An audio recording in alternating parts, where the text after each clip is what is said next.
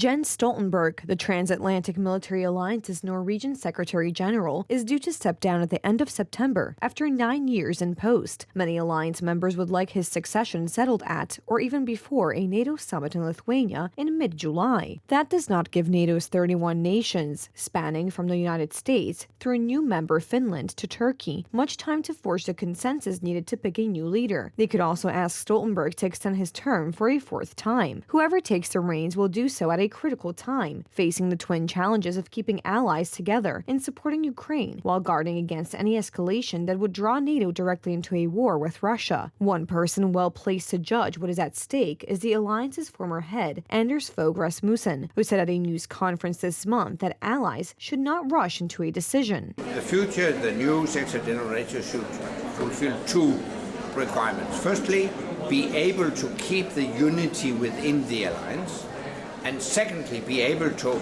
speak tough language to Putin and other autocrats that are threatening the alliance.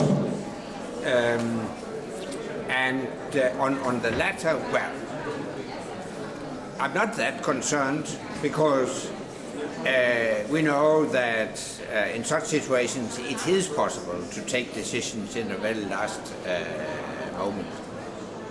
But my view is it's more important to find the right person that fulfills the two criteria I mentioned than to take a premature decision. And this is also the reason why I asked Stoltenberg if he would consider positively to continue 1 year more if he's asked to do so.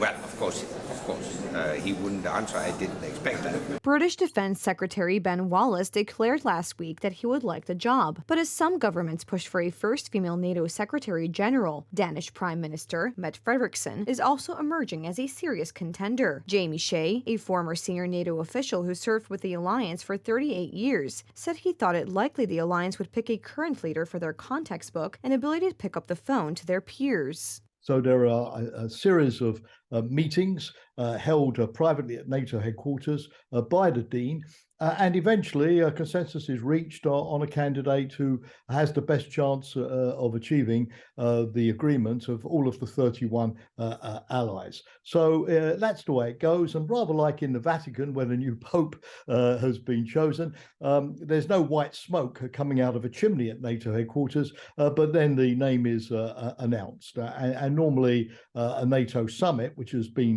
the case in recent times, then publicly approves and announces the candidate, and the transition process begins. Many diplomats see Wallace as a long shot for the job, although he is widely respected across the alliance. The desire to pick a woman counts against him with some members, and some, notably France, want someone from a European Union country, hoping for closer cooperation between NATO and the EU. Danish Prime Minister Mette Frederiksen meets all of the above criteria. Although she says she is not a candidate, she has stopped short of saying she is not interested in the job. NATO diplomats say that behind the scenes, she is being seriously considered. If Frederiksen got the job, she would be the third NATO boss in a row from a Nordic country. "I'm not applying for any job postings," she told reporters in Copenhagen on Wednesday, May 24th, playing down speculation that her visit to the US in early June might amount to a job interview for the NATO role. While the post traditionally goes to a European, any serious candidate needs buy-in from Washington, NATO's dominant power. A source familiar with US thinking said the Biden administration does not yet have a favored candidate, and a lively debate among top aides was ongoing. A State Department spokesperson said it was too early in the process to speculate on who the United States will support. Some allies also argue the job should go to an Eastern European for the first time, particularly as Russia's war in Ukraine has made that region even more important for NATO. Estonian Prime Minister Kaja Kallas, European Commission President Ursula von der Leyen of Germany, and Canadian Deputy Prime Minister Chrystia Freeland have also featured in discussions among diplomats and media reports. But diplomats say Kallas is seen as too hawkish on Russia for some NATO members. Berlin wants von der Leyen to stay at the Commission, and Freeland faces major headwinds as a non-European from a country considered a laggard on defense spending. The apparent shortage of candidates with widespread support raises the possibility of Stoltenberg's tenure being extended again, perhaps until another NATO summit in 2024. Speaking to Reuters at an interview in February, Jens Stoltenberg would not speculate on his future and insisted his term was up in the fall. But again, as I have stated what I have to say about this. I made it clear that my term ends at the end also